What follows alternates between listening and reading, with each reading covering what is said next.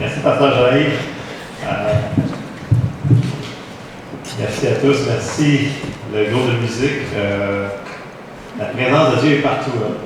Quand on le loue de tout notre cœur, la présence de Dieu vient. Amen. Alors, je me présente. Mon nom, c'est Joël Cambeau. Je suis à l'église de Pasteur Charbonneau depuis environ 25 ans. J'y enseigne depuis environ une vingtaine d'années. Je suis aussi assistant pasteur. Donc, je suis avec Pasteur Jacques, comme l'équipe, on va un petit peu partout, donc on peut faire un petit peu plus en étant plusieurs dans l'équipe pastorale.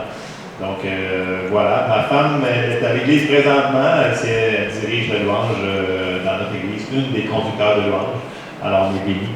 Donc elle est restée à Grimby, et moi j'ai eu la chance de venir à Saint-Malachie. Amen. Amen. Alors ce matin, pour vous, j'ai un message sur la foi.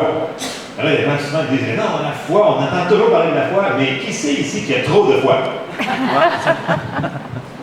pas moi en tout cas, moi j'en ai pas trop, donc la foi vient de ce qu'on entend, c'est comme on l'a dit tantôt, donc plus qu'on entend, plus qu'on va avoir de la foi. Et dans notre foi, on va voir aussi qu'il ne faut pas oublier la grâce qui vient avec. Parce que des fois, on peut partir sur une tangente un petit peu trop sur la foi, puis là, faut le faire. On s'en est par les œuvres, mais c'est pas vraiment ça que le Seigneur il veut qu'on fasse. Donc, on va commencer sur la foi. Je vais vous sortir une couple de clés. Puis après ça, on va rentrer dans une multitude de versets. Alors, si vous êtes rapide dans votre Bible, suivez. Sinon, suivez ma voix. J'ai pas fait de PowerPoint, je pensais pas que je voulais faire un PowerPoint.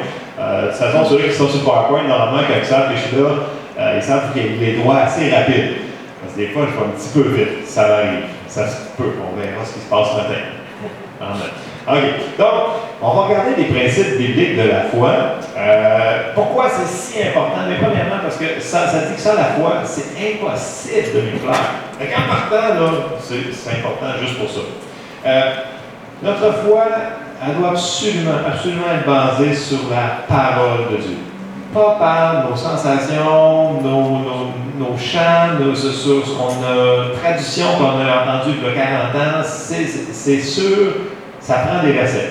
OK? Donc, ça prend des versets, sont où ces versets-là? Donc, quand on se tient sur la foi, je suis dans les gens qui noirs, je me dis, tu sais, là, on a pris telle affaire, je dis, ouais, mais tu tiens sur le verset? Quel verset? Tu n'as pas trouvé des versets pour ta foi? Non. Mais trouve-en, s'il te plaît. Parce que sinon, ta foi n'a rien pour se baser dessus. Amen? C'est vraiment la base, mais c'est ça. La fondation de notre marche chrétienne va vraiment être basée sur la parole de Dieu. Si on fait autrement, on va être un petit peu chancelant, vacillant. Donc, c'est important que la parole soit toujours en premier dans notre vie. Sinon, on va vivre en dessous des privilèges qui nous ont déjà été accordés par Dieu. Yes. Puis, c'est plate de vivre avec quelque chose qui t'a déjà été donné, puis tu ne le prends pas, ou tu ne sais pas qu'il existe. C'est vraiment plate. Donc, la parole en premier. Puis, c'est sûr que des fois, on ne comprendra pas tout. Mais Dieu ne nous demande pas de comprendre tout, il nous demande de lui faire confiance. Donc, la foi, c'est ça en réalité, grosso modo, c'est de lui faire confiance. Même si on ne comprend pas, même si on pense que le verset, donc c'est pour moi ça prend de la confiance pour croire ce que les versets vont nous dire. Tantôt, il y a quelqu'un qui a dit qu'il ne fallait pas s'inquiéter, puis il y a eu beaucoup d'actions de grâce ce matin, c'est excellent parce qu'une des clés de la foi, c'est l'action de grâce. Remercier le Seigneur pour ce qu'il a fait, remercier le Seigneur pour ce qu'il a fait. Ça accélère le processus de la foi. Parce que la foi, c'est pas toujours instantané. Les gens font, non, pas pour de vrai. Jésus l'avait dit dans les versets, on va le voir plus loin. La foi, ça peut être instantané, OK? Mais des fois, ça ne l'est pas tout le temps. Fait que si on ne veut pas se décourager, pendant qu'on met le processus de la foi, il faut mettre la patience, la persévérance, mais il faut mettre aussi des actions de grâce. Puis en même temps, quand on fait des actions de grâce, on dit moins niaiser. Ça aide nos confessions de foi à dire des bonnes choses. Fait que si on est en train de dire merci Seigneur parce que tu es en train d'agir pour telle situation, tu risques moins d'être en train de chialer sur ta situation puis de dire là, ça va tellement mal dans ma vie. Puis là, vous comprenez où est-ce que je veux en venir? C'est important quand vous prenez en train de chialer sur quelque chose, vous dites il fait bien trop chaud, puis tu vas dire merci Seigneur parce qu'au moins il fait chaud, mais ça va bien. Trouvez quelque chose pour tourner le chialage vers la louange. OK? C'est une grosse clé. Ça a l'air simple, mais c'est une grosse clé. Bon. Puis, il faut se souvenir que même si vous pensez que moi, j'ai pas la foi d'un pasteur, évangéliste, apôtre, prophète, dans la Bible, ça nous dit que Pierre, il a marché sur les eaux, puis il y avait une petite foi, ça nous dit. Et que cette petite foi peut marcher sur les eaux, hey, c'est pas pire, on a une chance de se rendre quelque part. Amen? Avec une petite fois, on peut se rendre faire de grandes choses. Puis, pour que la parole produise des fruits dans nos cœurs, il faut l'honorer, la parole. Donc, il faut prendre le temps de la méditer. J'ai bien aimé la méditation. Pas la méditation transcendantale, mais méditation dans le sens que la parole, on la prend, puis on la médite, on la mange, yes. on la rumine. Puis c'est là que la parole va descendre dans nos cœurs, c'est là que la foi va vraiment germer, puis c'est là qu'on va avoir beaucoup de résultats dans nos vies. Amen. Une autre chose aussi, la foi fonctionne par l'amour. C'est marqué dans plusieurs versets dans la Bible, donc c'est très important. Notre marche dans l'amour, donc c'est vraiment très important. L'amour, marchons dans l'amour. Si on a quelque chose contre quelqu'un, enlevez ça de vos vies, sinon votre foi va être vraiment, il va y avoir un gros bâton dans nos roues pour avancer. C'est super important. Autre chose, l'Église locale, c'est un endroit phénoménal pour que votre foi grandisse.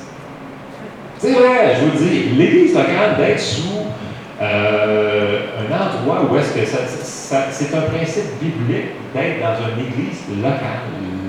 Moi, je connais des gens, beaucoup de gens qui ont toute leur vie sauté d'une personne à l'autre, puis ils ne sont jamais plantés dans une église, puis je regarde aujourd'hui, ils sont encore à la même place que là, 35 ans. Ils n'ont pas bougé, dans le sens qu'ils sont encore à la même place. Puis je regarde des gens qui se sont implantés dans des églises, puis on voit leur vie, ils ont vraiment changé, ils sont transformés, ils ne sont plus les mêmes personnes, ils ne sont plus des bébés spirituels. Donc, juste le fait d'être protégé dans une assemblée locale, on n'est pas tout seul, d'avoir un pasteur qui peut nous donner des conseils, puis avec l'onction du pasteur qui va nous donner sa protection, ses idées, puis là, le Seigneur peut se servir des ministères pour venir nous bénir dans l'Église locale, très important. Donc, la foi va être là. Et l'autre chose aussi, dans l'Église locale, le Seigneur va nous aider à trouver quel est notre ministère envers les autres. On a tous ici un ministère. On a tous un ministère. Que ce soit un ministère de chanter en avant, d'enseigner pour les enfants, de faire quoi que ce soit, on a tous un ministère. On a tous des grâces. Les ministères que vous voyez souvent, puis là, les gens vous disent, il y a un prophète qui est venu, chaud. Ces gens-là sont venus pour nous équiper, nous autres, pour faire notre ministère. Parce que c'est pas vrai qu'une poignée de personnes, les apôtres, les prophètes, les évangélistes, les docteurs, les enseignants, les pasteurs, ils vont tous faire le travail du corps de Christ.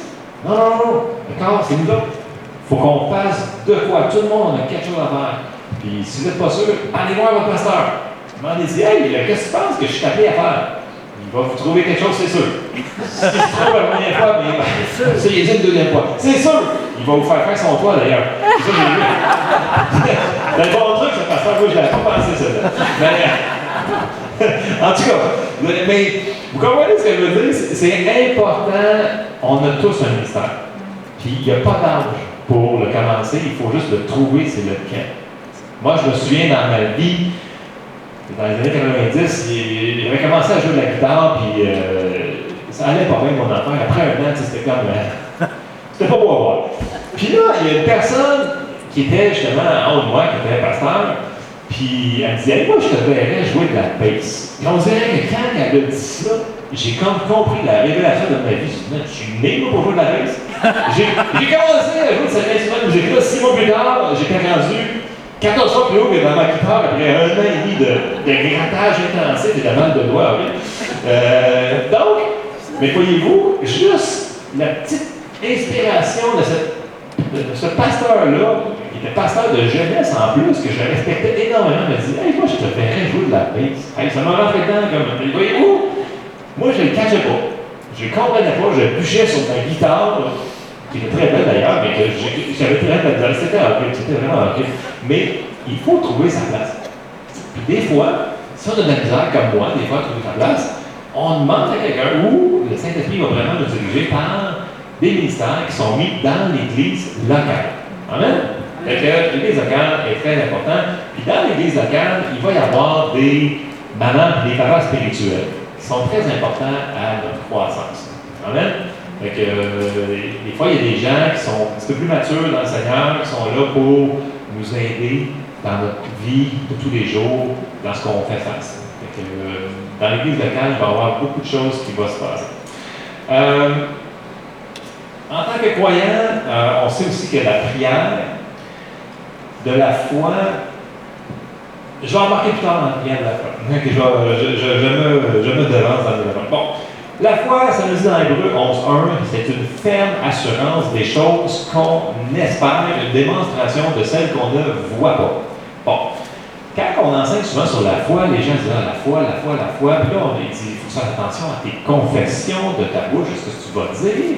Et souvent, quand les gens disent, ouais, mais j'espère que je vais être guéri, les gens disent, non, si tu espères, c'est pas bon ça, non, tu espères, c'est pas comme dire que tu es guéri. Non, fais attention. Dans la foi, il y a toujours l'espérance. Parce que si tu n'as plus d'espérance, ta foi ne pourra pas s'accrocher à quelque chose. Fait que ça, c'est vraiment important. Puis, l'espérance, je vais vous lire Hébreux 6, versets 18 à 20. C'est très important, l'espérance. Une personne qui n'a plus d'espérance, ça va mal. C'est une personne qui est déprimée, une personne découragée. C'est une personne que dans sa foi, ça fonctionnera plus ou moins. On va voir pourquoi. Hébreux 6, verset 18, ça dit « Afin que par deux choses immuables dans lesquelles il est impossible que Dieu mente, nous trouvions un puissant encouragement, nous dont le seul refuge a été de saisir l'espérance qui nous était proposée. » Verset 19. « Cette espérance, nous la possédons comme une ancre de l'âme, sûre et solide. Elle pénètre au-delà du voile, là où Jésus est entré pour nous comme précurseur et ayant été fait souverain sacrificateur pour toujours, selon l'ordre de Melchizedek. » Donc, l'espérance, c'est un ancre. C'est comme quand vous allez à la pêche. C'est quelqu'un qui va à la pêche des fois, ici? Pêche. En tout cas, mettons que vous allez à la pêche et vous mettez votre ancre. Des fois, là, il va vanter un petit peu, puis il est en train de pêcher, puis là, d'un coup, vous étiez là, puis vous voyez que la maison était là, puis d'un coup, vous vous retournez, puis la maison est rendue là-bas. Mais vous êtes à la même place, c'est juste que le bateau il a comme tourné de bord. Fait que dans notre vie, des fois, on met notre foi sur une situation, sur une chose qu'on veut qu'il se passe, mais si on n'a pas l'espérance, il va y avoir des vents contraires qui vont arriver. Puis si on n'a pas d'ancre, ben on va bouger de notre place. Je sais qu'on va avoir des choses différentes qui vont arriver, il va y avoir des vents contraires des fois qui vont arriver dans notre vie. Jésus l'avait dit, il va y avoir des choses qui peuvent arriver. Mais, en ayant de l'espérance, on ne bouge pas de la place qu'on est. Fait que même si je suis là, mais je suis rendu que je vois la maison qui est là-bas, je suis à la même place. L'ancre a resté là. Fait que l'espérance, c'est un ancre pour notre foi. Amen. Fait qu'il faut garder de l'espérance. Amen. Et là, j'ai embarqué un petit peu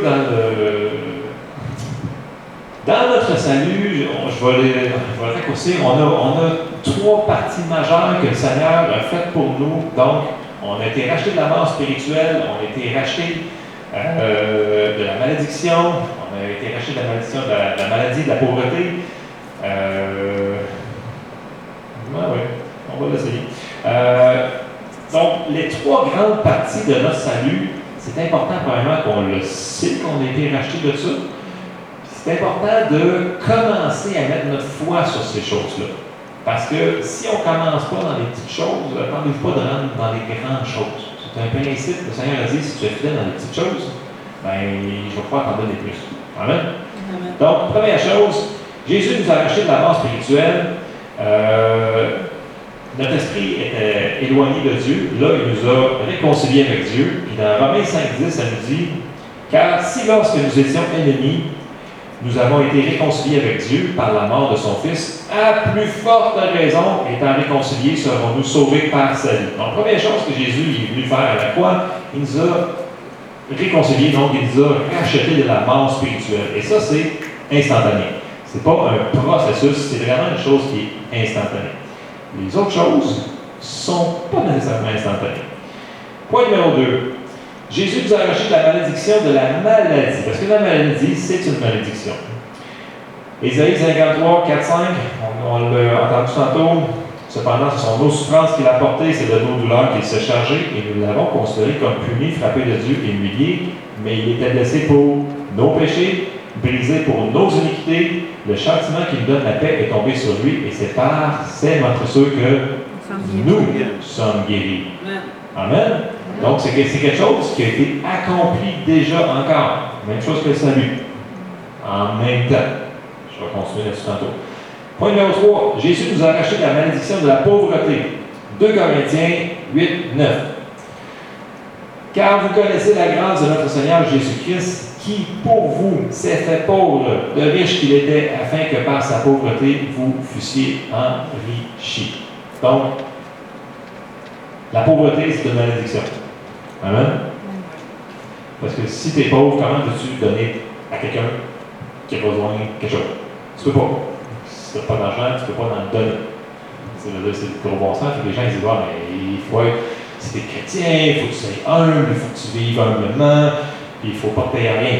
Ben, si tu n'as rien, tu ne pourras pas donner rien. Amen? Fait que ça, c'est des fois, je sais que c'est pas tout le monde qui aime recevoir celle-là, mais ça fait partie de notre grand salut que le Seigneur il a accompli quand même pour nous. Fait que c'est quelque chose qui a déjà été fait. Bon. On sait que la foi vient de ce qu'on entend, puis ce qu'on entend vient de la parole de Dieu. Bon, très important d'entendre, puis d'entendre la parole de Dieu, puis là, notre foi, elle va grandir. Puis là, après ça, le principe, c'est qu'il va falloir le prier, il va falloir le prendre, cette chose-là. Donc, tout le monde connaît Marc 11, 23, 25 par cœur, j'en suis sûr. Si on ne le connaît pas, on va le lire. Parce que dans Marc 11, Jésus, il parle vraiment d'une prière, mais ce n'est pas une prière standard. C'est la prière qu'on appelle communément la prière de la foi. Ça veut dire que Jésus, il va prier, il va prendre, puis il va déclarer des choses. Alors, on va lire Marc 11, on va commencer à 22. Marc 11, 22, c'est juste après que Jésus est allé au temple, puis en passant, il a vu le figuier, puis il a maudit le figuier, puis il a dit qu'il n'y a plus aucun fruit de toi, puis de la main de figuier, je pense que c'est 48 heures après, quelque chose comme ça, le figuier était séché de des racines. Et là, les disciples ont dit, oh Mike, qu'est-ce qui s'est passé là? Puis là, on arrive au verset 22. Jésus prit la parole et leur dit, ayez foi en Dieu. Je vous le dis en vérité, si quelqu'un dit à cette montagne, ôte-toi de là, jette-toi dans la mer, et s'il ne doute point en son cœur, mais croit que ce qu'il dit arrive, il le verra s'accomplir. C'est pourquoi je vous dis tout ce que vous demanderez en priant, croyez que vous l'avez reçu et vous le verrez s'accomplir. Verset 25. Et lorsque vous êtes debout faisant votre prière, si vous avez quelque chose contre quelqu'un, pardonnez, afin que votre Père qui est dans les cieux vous pardonne aussi vos offenses. Donc on voit aussi ici que c'est relié à l'amour. Il faut pardonner.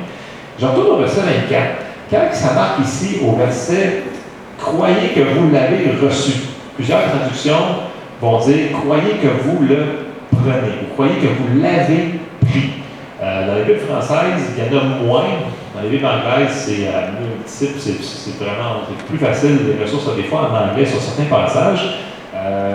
Mais le mot grec ici, quand vous allez voir dans les textes originaux, c'est croyez que vous l'avez pris. Donc, la foi, c'est pas quelque chose qui est passif.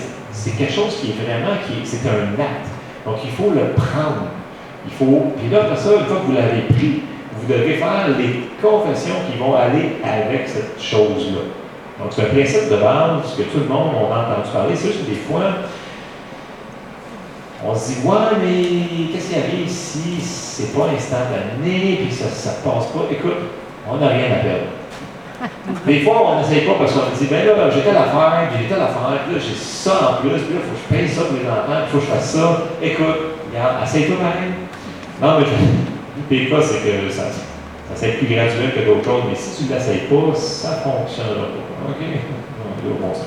Bon, écoutez, quand on est né de nouveau, qu'est-ce qu'on a fait? On a cru au Seigneur Jésus, puis on l'a confessé de notre bouche. Right? Oui. Écoute, si c'est bon, la foi, pour le plus grand des miracles qu'il n'y aura jamais dans notre vie, qui est le salut, pensez-vous que les autres principes de Dieu vont être plus compliqués que ça? Non. c'est la même chose pour les autres principes. C'est la même chose pour la guérison, c'est la même chose pour les finances, c'est la même chose pour tout. Si ça avait été bon si Dieu a établi ça, il a dit, OK, tu crois dans ton cœur que Jésus est mort, confesse-le de ta bouche et tu seras sauvé. Romains 10, 9 à 10. Donc, je vous pose une question. La personne qui est née de nouveau, mettons, hier, Jésus est mort quand pour ses péchés? Ça fait plus de 2000 ans. Il est mort hier pour ses péchés? Non, c'est environ 2000 ans, plus ou moins selon les théologiens. On n'embarquera pas là-dedans parce que là-dedans c'est encore creux, s'il vous plaît. Mais c'est environ 2000 ans, grosso modo, pour dire ça. Donc, c'est la même chose pour les trois autres parties qu'on a vues. Donc, si une personne dit, ouais, mais la guérison, c'est que Dieu va l'accomplir, mais Jésus, il a déjà pourvu pour la guérison. Est-ce que la personne le reçoit dans sa vie, par exemple? Et c'est là que ça devient un petit peu plus touché. Tu vois, mais il faut vraiment que je le reçoive, que je le convainque. Oui. Bon, c'est sûr que Dieu peut toujours agir souverainement, puis il va arriver dans une assemblée comme ça, l'onction va arriver, puis vous pouvez être guéri instantanément, c'est pas ça que je veux dire. Mais normalement, dans la vie de tous les jours, on devrait marcher avec notre foi et s'accaparer des choses qui nous appartiennent. Ça nous a été déjà donné. Amen. C'est la même chose pour les finances. Jésus n'est pas mort sur la croix, il s'est pas fait pauvre hier. C'est là 2000 ans. Fait qu'il faut, encore là, il faut savoir que ça nous appartient, sinon on ne peut pas le prendre. Une fois qu'on sait que ça nous appartient, il faut le croire, il faut le prendre, puis il faut continuer à le confesser. Puis c'est là que le combat va arriver, c'est qu'on va avoir peut-être des circonstances qui vont dire contraire à ta confession. On dit, non, mais je ne confesserai pas quelque chose qui n'est pas la vérité. Il dit, écoute, quand tu as été sauvé, tu as dit, je crois en Jésus qui est sauveur de ma vie, puis est-ce que tu étais plus sanctifié, là, 2 secondes, au niveau de tes actions? Tes actions n'ont pas vraiment changé. Là. Fait que si tu fumais, si tu faisais telle affaire, si tu faisais telle affaire, ça ne change pas. Là. Fait que tu as confessé la vérité par-dessus la réalité. Donc, c'est la même chose pour la guérison, toutes les autres choses, la guérison dans la dépression, tout ce qu'il y a qui peut nous arriver pour vous autres. On va déclarer la parole de Dieu par-dessus les circonstances. Et la parole de Dieu, qui est la vérité, va tasser la réalité qui est elle, qui est temporaire. Amen? Amen. Ouais, bon, je continue. La nouvelle naissance, c'est ça qui est le fun, c'est que la nouvelle naissance, c'est instantané. Les autres choses, c'est un processus. Parce que Jésus, il nous l'a expliqué, grosso modo, dans Marc 4, 26 à 29. Il en a parlé même Jésus quand il a prié pour les aveugles. Il y en a qui sont partis, puis ils ont été guéris en s'en allant. Donc, il y en a qui n'ont pas toujours été instantanés. Donc, il y a plusieurs endroits dans la Bible qu'on voit que les miracles n'ont pas été faits instantanément. Donc, si c'est bon pour Jésus, on peut se laisser une marge de manœuvre pour nous autres. Amen. On a une petite marge d'erreur là-dessus. Là. Fait que donnons-nous un petit peu de temps. Mais souvent, c'est un processus. C'est un processus. Puis c'est là que, à cause où est-ce qu'on va mettre nos yeux, dépendamment comment on va renouveler nos pensées avec la parole de Dieu, c'est là qu'on va continuer avec nos confessions, puis on va se rendre vers notre but plus rapidement, ou sinon, on va mettre nos yeux vers la situation, puis là, on va peut-être commencer à juste regarder ça, puis parler de ça, puis là, on va ralentir vers notre mirage. Ça, c'est important. On va aller voir dans Marc 4, 26 à 29. Jésus parlait au verset 26, il dit, « Il en est du royaume de Dieu comme quand un homme jette de la semence en terre, qu'il dorme ou qu'il veille, nuit et jour, la semence germe et croît. La terre produit d'elle-même d'abord l'herbe, puis les plis, puis le grain, tout formé dans les plis. Et dès que le fruit est mûr, on y met la faucille, car la moisson est là. » Donc, qu'il dorme ou qu'il veille nuit et jour, la semence germe et croît sans qu'il sache comment. On n'a pas besoin de savoir comment ça va se faire. Je sais qu'on aimerait ça. La parole nous dit qu'on n'a pas besoin de le savoir. L'important, c'est qu'on sache que le processus est parti dès qu'on met notre foi sur cette chose-là. Amen. Okay. nommer toutes les choses que vous avez en tête, là, c'est le même fonctionnement. Puis là, la foi doit être jumelée à une force super puissante qui s'appelle la persévérance ou la patience. Parce que vu que c'est un processus et que ce n'est pas instantané, mais des fois, on peut avoir tendance à vaciller un petit peu ici et là. Mais Hébreux 6.12 nous dit que ceux-là qui héritent des promesses, c'est ceux-là qui vont faire ceci. Hébreux 6.12, ça nous dit « En sorte que vous ne vous relâchiez point et que vous imitiez ceux qui, par la foi et la persévérance, héritent des promesses. » C'est ceux-là qui héritent des promesses. Pas juste la foi et la persévérance. Bon, plusieurs de vos Bibles vont peut-être dire patience, c'est la même chose, ça prend la patience, ça prend la persévérance. C'est la même chose ici, donc c'est important. Puis là, on va arriver dans la grâce. Parce que les gens, bon, c'est sûr que la grâce, ça peut être mis d'un extrême à l'autre. Il y a des gens qui vont prendre la grâce, qui vont mettre ça à l'extrême, que tout est fait par la grâce. Non, ça prend de la foi, mais ça prend aussi de la grâce. Fait qu'on reste dans le milieu du chemin, on prend les deux. Pourquoi la grâce? Parce que Jésus nous l'a donné, sans qu'on le mérite. C'est lui qui l'a fait. Il faut juste qu'on le reçoive. Il faut qu'on le comprenne, ça, que même si on le confesse qu'on a reçu telle affaire pendant 6000 fois, c'est pas en le faisant 6000 fois, c'est pas par tes œuvres, c'est pas par nos œuvres qu'on va le recevoir, c'est parce que c'est lui qui l'a accompli. Puis juste de mettre la grâce dans notre vie de foi, notre vie de foi va être beaucoup plus facile. C'est comme si c'est plus un fardeau, dans le sens que c'est vrai, j'ai mal parlé, j'ai dit l'inverse de ma confession de foi, fait que il n'y a plus rien qui fonctionne, je l'ai annulé. Non, oublie ça, c'est de la condamnation. Il n'y a pas de condamnation pour ceux qui sont en Jésus-Christ. Le Seigneur, il nous aime, il nous a tout donné ça, il veut qu'on le reçoive, il veut qu'on le reçoive. Il ne faut pas se condamner.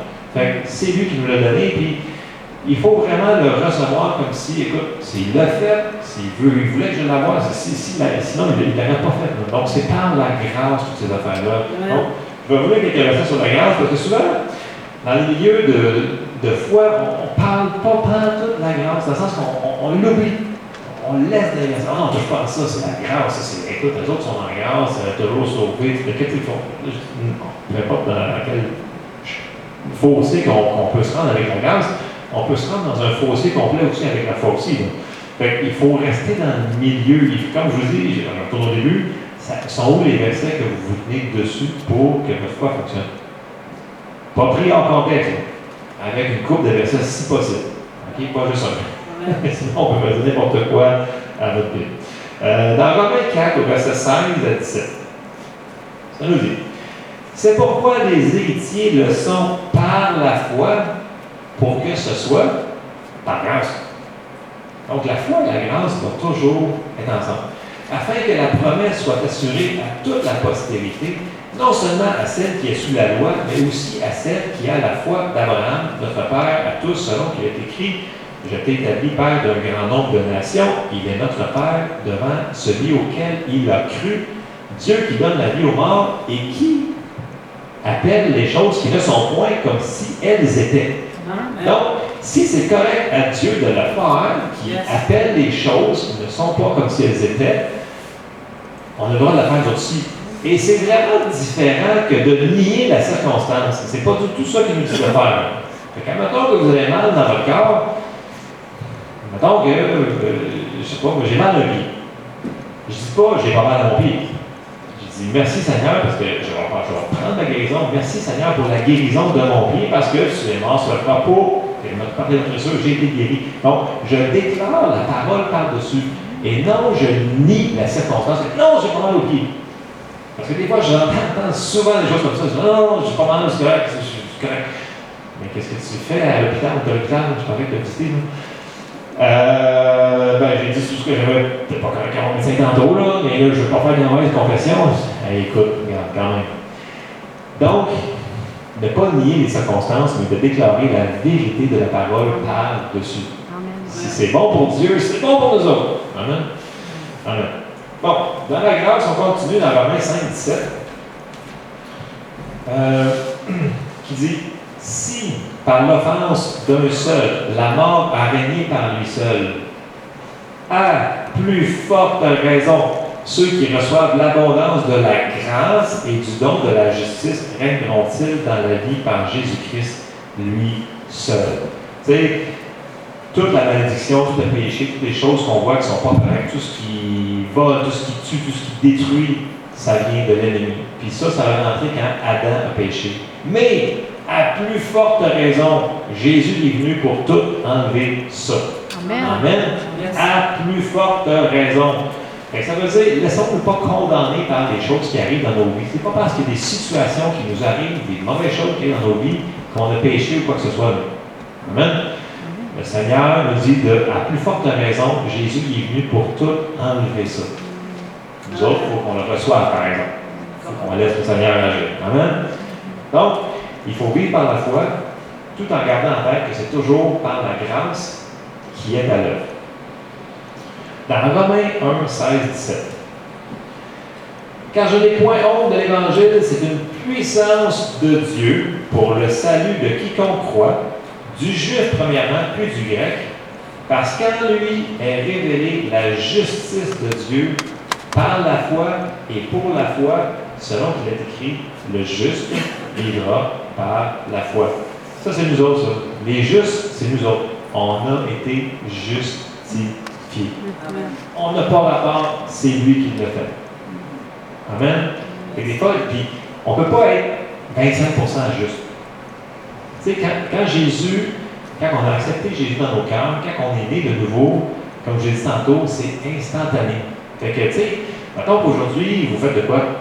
Pas correct, vous dites, ah non, je suis vraiment pas juste. Aujourd'hui, écoute, moi, je suis à 50%, à peu près, ma batterie de justesse dans le 5. Non. Tu ne peux pas être un tiers de juste, 2 tiers de juste. On est 100% juste. Tout le temps, tout le temps, tout le temps. Amen? Ça, c'est important parce que l'ennemi peut venir nous faire des pensées comme quoi qu'on n'est pas justifié. Mais c'est pas vrai. On est juste. Amen. Si on pêche, Jean 1,9, on confesse nos péchés, il est fidèle pour nous les pardonner. Amen? On coupe cela d'être sec, on passe à d'autres choses. C'est ce qu'on va faire avec l'ennemi. Bon. Après ça, on rentre. La foi et la grâce, il va y avoir la foi, la grâce, mais la grâce va nous apporter un repos. Parce que des fois, les gens me disent, mais c'est difficile votre histoire, il faut que tu travailles pour entrer dans le repos. Je dis, oui, c'est ça. Ben, c'est ça. Parce que quand tu travailles dans le repos, tu rentres dans le repos. On va le lire. Dans Hébreux 4, 3, ça dit, pour nous qui avons cru, nous entrons dans le repos, selon qu'il dit, je jurai dans ma colère, ils n'entreront point dans mon repos. Il dit cela, quoique ses œuvres eussent été achevées depuis la création du monde. Puis là, dans Hébreux 4, qui est super intéressant, qu'on pourrait aller au complet, mais on va avancer. On va se rendre jusqu'au verset 10, qui nous dit, au verset 10, car celui qui entre dans le repos de Dieu se repose de ses œuvres, comme Dieu s'est reposé des siennes. Verset 11.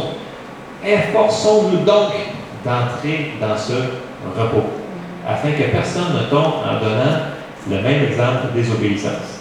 Car la parole de Dieu est vivante et efficace, plus tranchante qu'une épée quelconque à 2 tranchants, pénétrante jusqu'à partager âme, esprit, jointure et moelle. Elle juge les sentiments et les pensées du cœur. Donc, il faut nous efforcer de rentrer dans ce repos-là. Puis là, tout de suite après, quelques versets plus loin, on voit encore le rapport de la foi par rapport à nos confessions. Donc, si on avance dans Hébreux 4, puis là, vous faites 2 versets plus bas, vous allez au verset 14, ça dit, ainsi, puisque nous avons un grand souverain sacrificateur qui a traversé les cieux, Jésus, le Fils de Dieu, demeurons fermes dans la foi que nous professons. Bon, la profession, ça, c'est dans la Louis II, mais si vous voulez, dans la Louis II révisée, ou n'importe quelle version c'est plus récente, ça va dire confession. Donc, nos confessions. Là, c'est pas nécessairement des confessions de nos péchés. C'est vraiment plus qui parle de confession de qui nous sommes en Christ. Donc, je suis la justice de Dieu en Christ. Donc, il parle vraiment de confession. Le mot ici, profession, des fois, il est mal compris, mais si vous avez une Bible un petit peu plus récente que la Louis II standard, vous allez voir le mot confession. Donc, les confessions sont super importantes pour rentrer dans ce repos-là. Quand on vit une situation dans notre vie, il faut se rappeler que la grâce est toujours là. La grâce est toujours là. Fait que oui, on met la foi, mais on met la grâce avec. Puis, 2 versets plus bas, on continue dans Hébreux 4, on s'en va au verset 16, qui nous dit approchons-nous donc avec assurance du trône de la grâce. On ne va pas marquer le trône de la foi, le trône de la grâce. Le Seigneur est tellement bon, nous autres. Afin d'obtenir miséricorde et de trouver grâce pour être secouru dans nos besoins. Amen. Le Seigneur, il nous aime. Le Seigneur, il veut vraiment nous aider. Une fois qu'on a réalisé à quel point il nous aime, puis qu'à chaque jour, dans chaque petite affaire, il est là, puis il veut juste qu'on lui donne accès, il veut juste nous aider. Le Seigneur nous aide tellement plus qu'on le réalise. Moi, je le vois de plus en plus que j'avance dans l'âge, plus que je le vois, wow, merci Seigneur parce que tu m'as protégé de ça, puis merci parce que tu as fait ça, puis merci que, wow, il m'a même protégé de ça, wow, merci Seigneur. Puis là, tu embarques dans une routine de, wow, il a tout fait ça sans que j'y demande. Dieu, il est bon. Amen. Dieu est vraiment bon, nous autres. Si on reste du côté que Dieu est bon, on ouvre une porte pour que Dieu agisse encore plus dans nos vies, ce qui nous ramène dans nos actions de grâce. C'est toujours la même boucle qui va revenir, si on veut, ensemble. Puis là, ça va venir et qu'on embarque dans nos pensées. Donc, le renouvellement de nos pensées est très important. Parce que ce qu'on laisse entrer dans notre boîte ici, c'est bien important. Tu vas par nos yeux, nos oreilles. Il y a des choses qu'on ne devrait pas laisser rentrer. Mais on vit dans un monde qu'il faut vraiment, des fois, bloquer tout ça. Puis qu'on fait non, je ne veux pas faire ça. Non, je ne veux pas entendre ça. Je sais qu'on va marcher à contre-courant, mais il faut le faire. Parce que si notre intelligence n'est pas transformée, on va laisser rentrer des choses qui vont être vraiment contraires à la parole de Dieu. Puis là, le Seigneur, vous venez, je vais dire, vous venez de lui attacher les mains. Ils vont dire, non, Dieu est tout puissant, il peut tout faire. Ouais, mais s'il t'a donné les clés à toi, c'est toi qui as les clés. Amen. Dans le sens que quelqu'un qui n'est pas sauvé, là, Dieu, il est mort pour ses péchés pareils. Mais s'il ne veut pas l'accepter dans sa vie, là, il ne viendra pas dans sa vie. Il ne se forcera pas. Là. Sinon, s'il y avait vraiment cette capacité-là, cette volonté-là, il ferait que tout le monde serait sauvé, puis demain, on serait tous rentrés au ciel, puis on aurait un méga party là. Mais il ne le fait pas parce qu'il y a une raison, parce qu'il nous a donné une volonté. Mais c'est la même affaire pour les autres choses. Et les gens disent, ouais, mais la guérison, pourquoi il ne le fait pas d'abord toute seule? Mais c'est parce qu'il s'apprend un petit peu de coopération de ta part. Dans le sens qu'il faut que tu l'entendes, qu'il veut te guérir. Parce que tout le monde dit, ouais, mais il peut. Là, tu demandes la question, tu dis, est-ce qu'il veut que tu fasses? Pas sûr. Mais en réalité, il veut vraiment. Là, je dis, ouais, pourquoi c'est pas instantané? Parce que c'est un processus. Essaye pas de tout comprendre. Essaye pas de comprendre Dieu. Puis, tu sais, dans la Bible, c'est marqué qu'on est ses petits-enfants.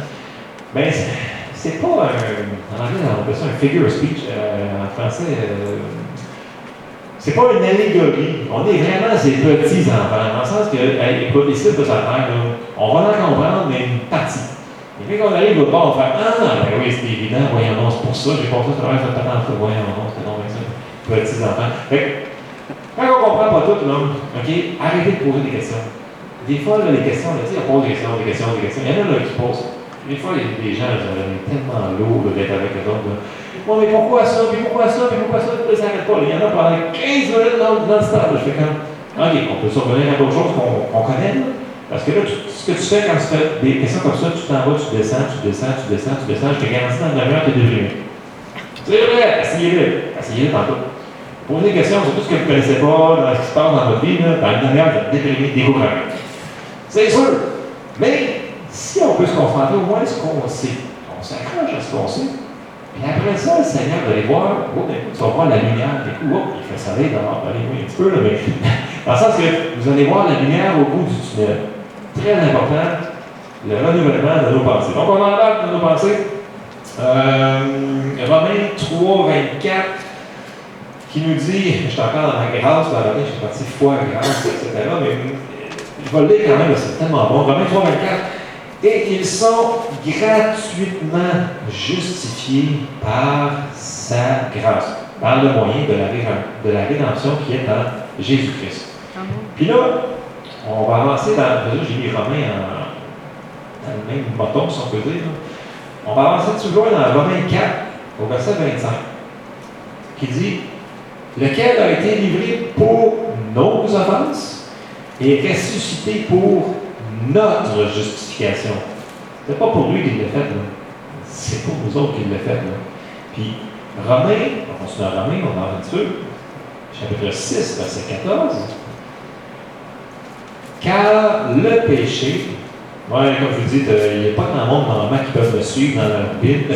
Souvent, ils shootent en arrière au PowerPoint, c'est pour ça qu'à la console, les gars sont un petit peu. Ils ont des doigts de feu, là, ils finissent la prédication, puis là, ça brûle dans leurs mains, mais ils sont habitués, fait qu'ils sont. Mais bon. Il y en a aussi qui nous suivent par leur téléphone, je ne sais pas comment ils font. Moi, je suis encore avec le bon vieux papier qui est en train de tomber en morceaux. J'ai hâte qu'elle finisse. Cette fois, je l'ai adapté parce que transférer nos notes de Bible à l'autre, c'est-tu fatigant? Fait que, c'est ça. Ça, je fais attention. Je l'amène à un cage. J'essaie de la taper quand il y a des morceaux qui tombent. En tout cas, tu vas dire, oui, je donne une abondance de versets ce matin. C'est une pluie de passages d'écriture. Mais c'est pour une bonne raison. C'est pour susciter la foi. Romains 6,14. Car le péché n'aura pas de pouvoir sur vous, puisque vous êtes non sous la loi, mais sous la grâce. Maintenant, on dit, je ne suis pas capable de faire cette affaire-là. Parfait, excellent, tu as compris ça, c'est déjà un bon bout de chemin. Ben, quand tu n'es pas capable, c'est super, donne-le à Dieu. Seigneur, je ne suis pas capable de débarrasser de cette affaire-là, s'il te plaît, aide-moi. Amen. Amen? Yes. Il va être là pour nous aider. Yes. Si tu dis, moi, là, je suis un tough, je suis un homme, je quitte la patronne. Puis moi, je vais le faire par ma force. Ça va être top, votre affaire. Parce que quand on réalise qu'on n'est pas capable de tout faire, qu'il est là avec nous autres, c'est complètement différent. Il faut toujours réaliser que le Saint-Esprit nous a été envoyé avec nous pour nous aider dans tout ça. Il est là, on n'est jamais seul. Le Saint-Esprit est avec nous autres. Là. Puis, juste avant qu'il parle, le Seigneur nous a dit, c'est vraiment important que je m'en aille, puis ça presse que je m'en aille, parce que sinon, je ne peux pas vous envoyer le Saint-Esprit. Donc, il l'a envoyé, coopérons, s'il vous plaît, avec le Saint-Esprit. Parenthèse, je m'excuse, ça ne pas dans les mains, mais c'est super bon quand même. Alors, Éphésiens 3,12 nous dit, en qui nous avons, par la foi en lui, la liberté de nous approcher de Dieu avec confiance. Pas avec peur, pas avec intimidation, pas avec ah, je ne vaux rien que rien, mais je m'approche de toi quand même. Non, on est justifié. Il a payé un grand prix pour nous autres. Ne l'insultons pas en lui disant qu'on n'est rien que rien. Amen? Donc, approchons-nous de Dieu avec confiance. Et j'embarque dans nos pensées, parce que nos pensées vont affecter nos confessions qui sortent de nos bouches. Ce qui sort de notre bouche est tellement important. Si on réalisait les niaiseries qu'on dit dans le journée, en tout cas, c'est que ça pas mal mieux que moi, là, mais en tout cas, moi, des fois, je me cache, j'ai dit ça, moi, je me vois, je suis en train de le dire live, je fais comme ça, j'ai dit ça. OK, Seigneur, OK, je change ma confession immédiatement. À un moment donné, on se cache plus rapidement à dire éventuellement. Moi, si on peut voir des résultats dans nos vies, ou votre femme va vous le dire. En tout cas, la mienne, elle part dans le monde, on va me dire, c'est quoi cette idée-là? Je fais comme, non, c'est vraiment raison, parce que je ne savais pas aucun rapport, on oublie ça, on met ça off, on prend la cassette, on pense à d'autres choses. Fait que, il y a des gens autour de nous qui sont là pour nous aider. Il y en a qui sont vraiment fatigants. On n'est pas appelé à être une police spirituelle non plus, là, dans le sens que si vous entendez quelqu'un autour de vous et qui ne croit pas à votre théologie, essayez pas de corriger tout le monde. Ça va devenir vraiment fatigant pour tout le monde autour de vous. Là, vous allez vous retrouver tout seul, vous allez demander pourquoi vous êtes tout seul à la maison. Fait que, non, mais c'est vrai, il y en a qui sont dans l'église, et c'est leur devoir de leur dire qu'ils viennent de faire quelque chose de pas correct. Écoute, laissez les gens faire leur confession. Dieu, il est là pour les aider. Okay? Je pense que le Saint-Esprit, ça dit que c'est le meilleur professeur. Ben, laissez le Saint-Esprit dealer avec les gens. Amen? Bon, si c'est votre pasteur qui vous dit quelque chose, vous pouvez peut-être l'écouter, là, quand même. Okay? Mais sinon, entre nous autres, okay, donnez-nous une petite chance, OK? On peut se donner une petite chance des fois dans la vie. Il faut se donner des chances. Je m'en allais dans Romains 12, parce que je suis encore dans mes pensées. Oui, je sais, je suis dans ma tête, mais c'est pour une bonne cause. Romains 12, 2.